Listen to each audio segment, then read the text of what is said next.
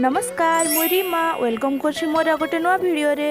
आज थिला माँ सरस्वती को पूजा से आम समस्त बाहरी गलु कॉलेज। आ देखंतु एठी दीदी ना मेकअप छाड़ी जो मुहरे ओढ़णा दउछंती। तापरे आमे पहुंची जाइथिलु कॉलेज। आ पूजा सारी कि आमे भोग पाइथिलु। भोग खाई सारी कि आमे समस्त बाहरी जाइथिलु खाइबा पई। आ देखु नाहंती आमे चलबु बोली एठी स्पेशल आमो पई बिछा आइछि।